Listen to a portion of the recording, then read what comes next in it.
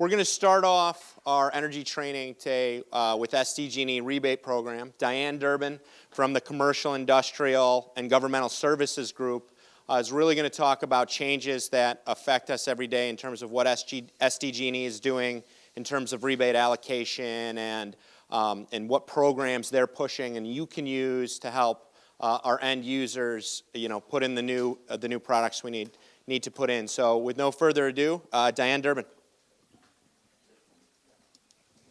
Thank you. It's great to be a part of your event today. I'm going to share, as he said, some rebate information, but I also brought some information of our comprehensive incentive program as well, because not all lighting measures are in the rebate program yet, although they are driving towards putting more lighting measures in the rebate program. And what needs to happen in order to accomplish that is to create work papers that are accepted by the CPUC's Energy Division. So I'll try to keep the acronyms down today. Okay, so I'm going to talk about what's new and our program cycle that began on January 1st. It runs for 2 years, this cycle. The comprehensive bonus, and I'll give you a little overview of the direct install. It doesn't touch you very much, but it's helpful for you to understand what that direct install program is as you're interacting with customers. And then the financing pilots that are coming up, as well as our mainstay of on-bill financing. Some tips, and then answer some questions. So what's really driving this process is the California Public Utilities Commission, and their guidance has been to focus on whole building performance, achieving deep savings through comprehensive projects and bundled measures, audit requirements, make sure that they're cost-effective programs that we're offering, and provide enhanced financing options, and targets on particular customer segments, and I'll share some of the details on that. So I wanted to provide you with the website for a link for the rebates. There's been many catalog and application updates. There's been changes to the rebate levels. So the main message that I'd want to extend to you today is to make sure that you check the rebate catalog for updates periodically. I know that it's like easier just to print off a catalog, keep it with you, and you feel like you have that information archived. But I have been aware of 4 major changes to the lighting catalog since it was published on the website the 1st of January. So that's a lot of changes that impacted. This is just the lighting catalog. And when you go to the rebate page now, the different measures are in different catalogs. So lighting has its own. There's one for other technologies as well. I'm just focusing on lighting with you today. Just keep in mind rebate levels have changed, so if you've had proposals out there, you may look at those again, because we are not grandfathering any proposals or applications that were extended to customers in 2012. So we will accept measures installed in 2012 and still available in 2013 catalog need to be submitted by March 29th. That's coming up very quickly. And so what that is related to is that if we still offer it in the catalog, we will process that application, but it's going to be paid at the 2013 rates. So you could see an impact to your overall outcome there. And lots of times a question from the lighting contractors is, how do I know if my equipment is eligible? Because the rebate is a reactive, it's a process where you submit the application to us for payment on a rebate after you've installed it. So what we would be wanting to ensure is that you understand the eligibility of the measure. So there's a way to send an email to this address, and I'll also be providing the telephone number so you can speak with someone. I'm sorry? In many cases, lighting rebates have been reduced. There is a move on by the CPUC to de-emphasize lighting incentives and rebate levels. They often see this as an area that the customer will do it anyway. So we're going to talk about must show influence. Now this is just a brief slide that I have on incentives, and because our incentive program was redesigned for this program cycle, and there's a bonus component of it, and it is a pilot program, and it's only offered for this cycle, and then it will be reviewed and determined if the CPUC thinks that we should continue with it. But essentially it is to promote bundled measures and multiple measures. So we still, as far as the incentive influence, what the CPUC doesn't want is free ridership. They want the incentive funds and rebate funds to be used for the purpose of the customer moving forward on higher efficient equipment as a result of the rebate or incentive that's paid on it. So we're having to document much more of how old the equipment is. This is outside of the rebates. This is only on the incentive side. The rebates, this doesn't apply to. But there's a lot of lighting measures that aren't in the rebate catalog, and if you're going to access incentive funds, then you're subject to these provisions of documenting influence. And so you always want to encourage your customer, because if they're ever interviewed, you know, that the incentive was the driving factor for them to move forward on this project.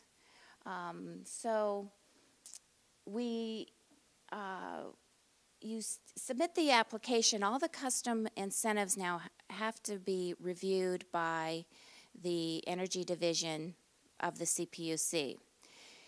So if they pick up your project, then they can ask all sorts of questions. It takes quite a bit longer to get your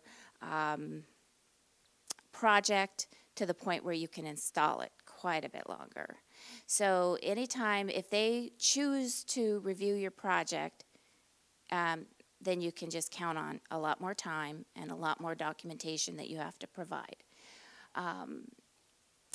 But when it comes to this program now, if the measure requires measurement and verification, and I'll give you an example of when that would come into play.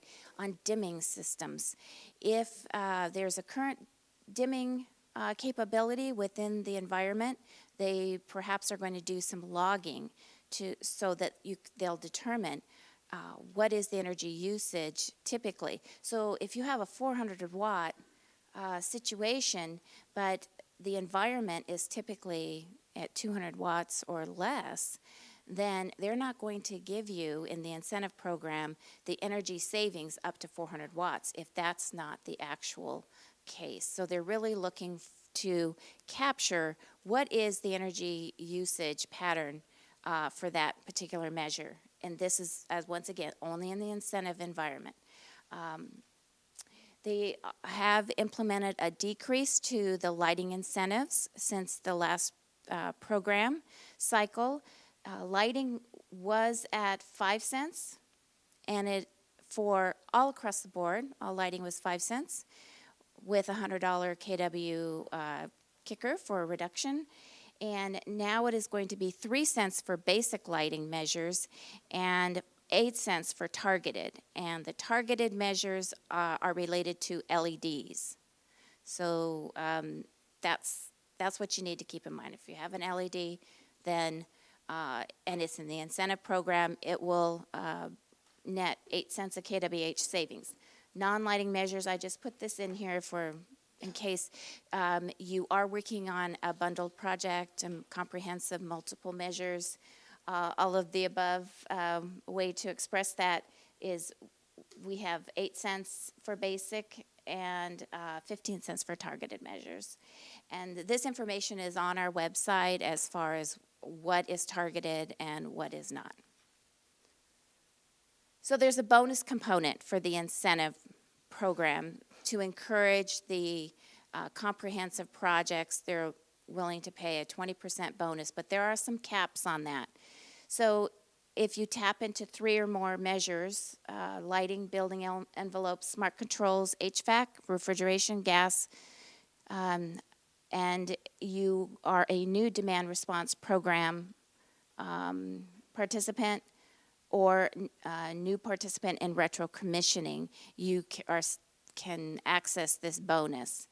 And it can be, what's different about our territory than the Edison or PG&E, we're allowing it to do it on a per application basis, which helps our technology segment trade professionals, I think, play in this space better than in Edison. You have to submit an application with all the measures. It's one project application in order to be eligible for that incentive. So we're doing it a little bit differently, and we're managing the tracking of that in-house for the customer. So just to keep in mind, it is a customer and bonus incentive. So it's going to go back to the customer unless the customer says otherwise. Project payment, instead of waiting for the customer to pay them, they're waiting for that loan to fund, and then that's how they pay off that project. But they do have to wait. So trade pros with cash flow issues, you know, it can be stressful. That's a good question. I've had some 4 to 6 months in process. If it's an incentive program being used, the equipment has to qualify for a rebate or an incentive to be able to have your project go through on-bill financing option. So as it says here, eligibility, customers on a qualifying commercial, industrial, agricultural rate that participate in one of SDG&E's rebate or incentive programs, and the customer has to be in good standing. So the meter has to have been active for 12 months or longer, and there's some criteria that I have the handbook for. You also can visit the website for the credit criteria right up front. There's also a way for the trade professional to get a release from their customer to find this out in advance of going through all this resource-intensive process to package this for them, and so that they won't, submit it and then find out later that they never could have qualified for this option. But how this? Sorry, go ahead, Ryan.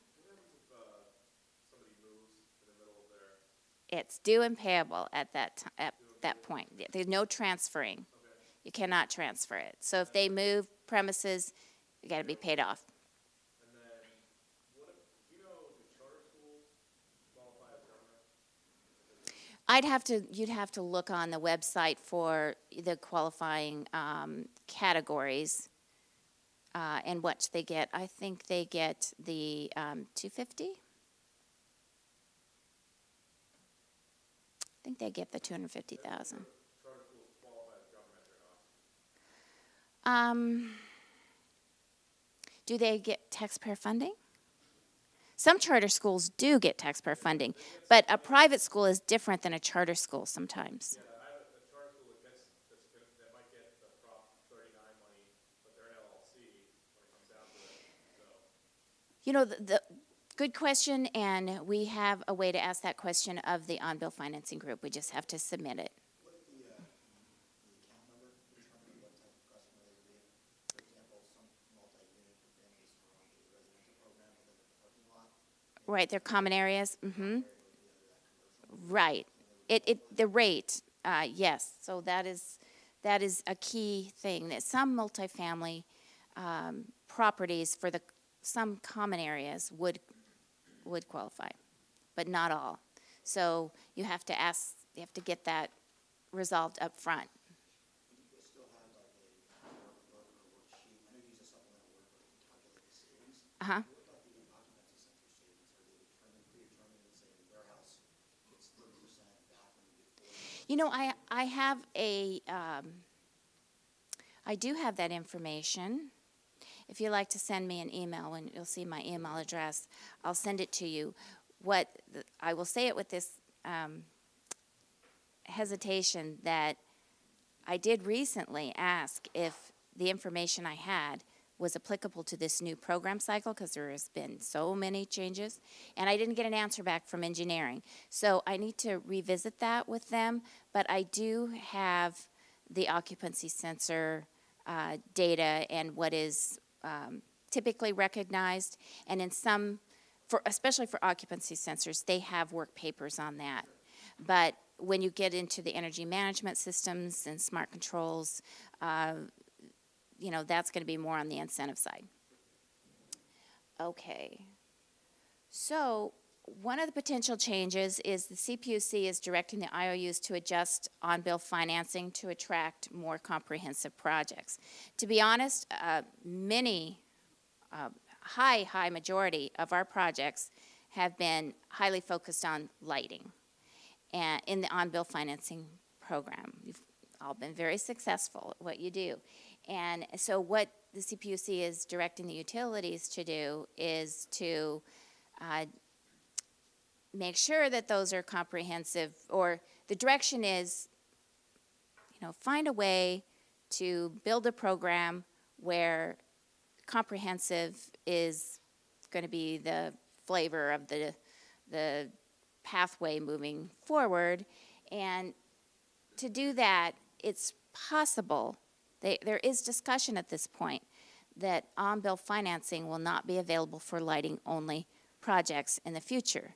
It's just being discussed at this point. So at this juncture, there is no change in the policy.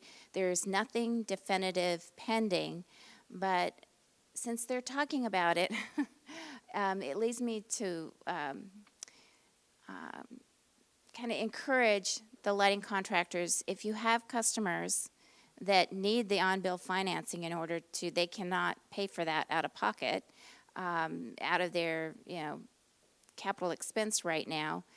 If you need on-bill financing and you're lighting only, you might want to move forward on that and encourage your customer to do so. The next option, which is quite possibly where lighting-only projects might be eligible, is on-bill rebates. So the customer will still have the ability to have this loan repayment on their utility bill, but the difference is there will be finance charges associated to this. There'll be outside loan folks involved. And so third-party financing, and the approximate interest rates are 7 to 9%, which seem a little high to many people. So we don't know how this is going to work, and it hasn't launched yet. It's been delayed at least to the second quarter, so we don't really know what to expect yet. We haven't seen anything, but this is what the statewide group is looking at. So some tips to go back to the rebate focus here.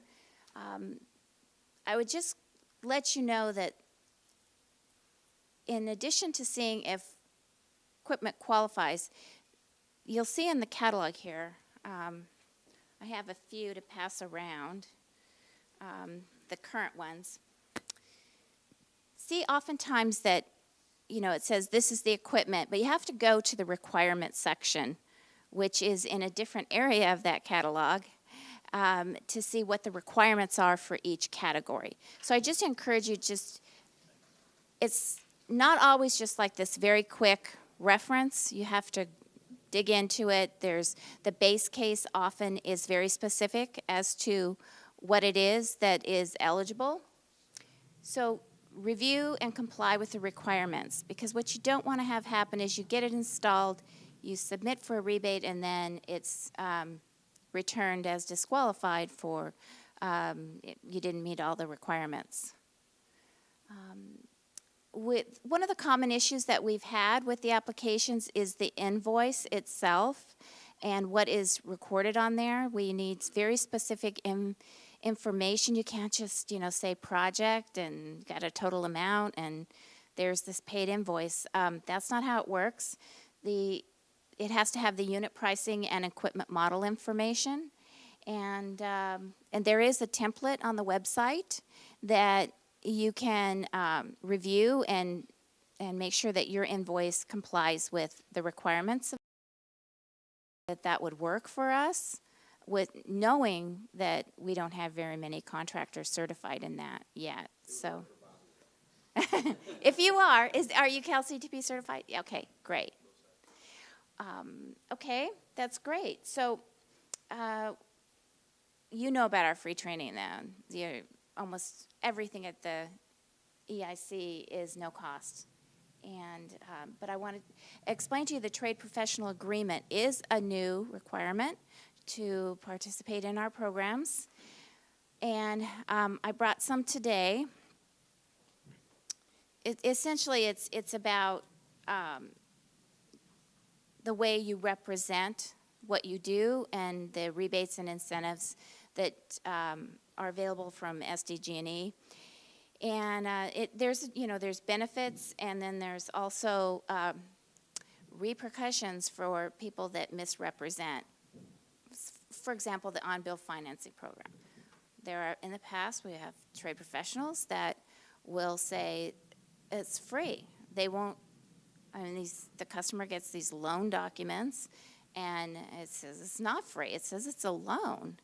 And even customers, they're not very often, but they just they don't read what they sign, and they're locked into this long-term loan. So, with that said, there are circumstances or consequences to trade professionals that misrepresent our programs, and so you sign that you will abide by the T's and C's. And in order to participate in on-bill financing, you have to attend on-bill financing training to be a project sponsor. So, and the trade professional agreement is available on the Trade Pro page, and I'm going to be giving you the link to that. And then the trade professional directory, we haven't had one for many, many, many years. But we are building one now, and it is coming in June. But in order to be listed as a trade professional in this directory, there's criteria, and it's related to like 5 completed application projects that were paid, rebates paid. So you have to show that you've been participating in our programs in order for us to list you in our directory. And if you had one project and it was 250,000 kWh saved, that would also qualify.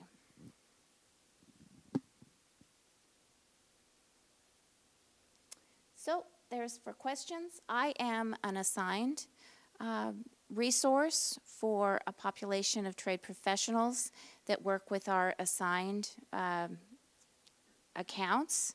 And they have an assigned account executive and project support. So I also have to offer you, if you don't have an assignment, Jeff Hirsch from our customer programs group is for the non-assigned trade professionals. And you can call him about any kind of questions or that you have, and he can get the information for you. So I'll open it up to questions now. Yes. Suggest if the customer has an account representative for SDG&E that if they want to participate in the programs, we contact that account representative directly rather than turning it over to Okay, so here's how that works, is the customer needs to invite the account executive to any meeting or get the account executive involved. So you would just encourage your customer to get him, reach out to their assigned account executive for assistance. And if they don't know who that is, I can provide the account assignment. Also, you can get it from Jeff. And so it's always good for the customer to get the account executive involved. Although what I found is the trade professionals that I work with, they're like engines, and they already, kind of know how to work with our programs. They don't have that many questions. Often they will get the customer will get the AE involved, but sometimes projects happen without the AE involvement.